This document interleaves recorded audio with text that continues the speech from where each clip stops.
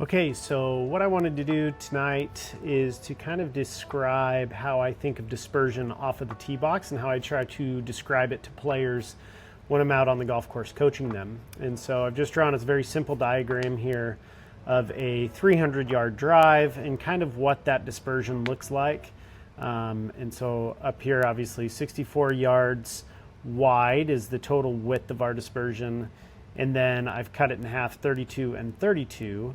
And so what I want you to see here is I've drawn a start line right down the middle. And so what that start line represents is maybe a player who has the intention of hitting a quote unquote straight shot. That's great if you're a very straight driver of the golf ball. However, most of us don't have that much control of our golf ball with driver. And so to hit something straight, I would argue it's much easier to hit something with some curve on it. I think if you talk to a lot of good players, you hear the same kind of thing from them.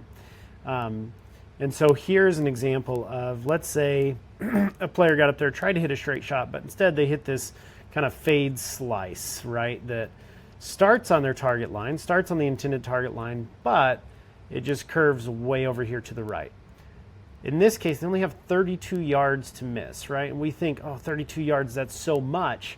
Unfortunately, I'm here to tell you it's really not that much, okay? 32 yards shrinks very, very quickly.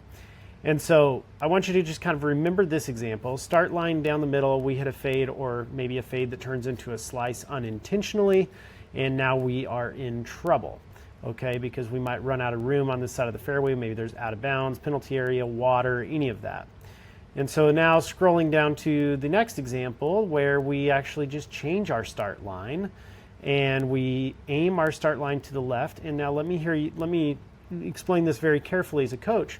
It's extremely important when you're hitting driver off of the tee box, any tee shot, to have very, very high intention of what you're going to do. Intention, meaning I am going to try to hit a fade, and very, very, very high commitment, okay? So obviously, I hear the argument all the time, well, if I aim over here and I pull it, I have nowhere to miss. I would 100% agree with that. But I would also follow that up as a coach and ask you, where's your commitment? Where's your intention? And if your intention is to hit a fade and you are 100% committed to it, wouldn't it make sense to change our start line over here and open up way more miss zone? So now we don't have to be nearly as precise. We have a ton of room to hit that ball out to the right. Hope this helps. Take it, leave it, I don't care, just some advice.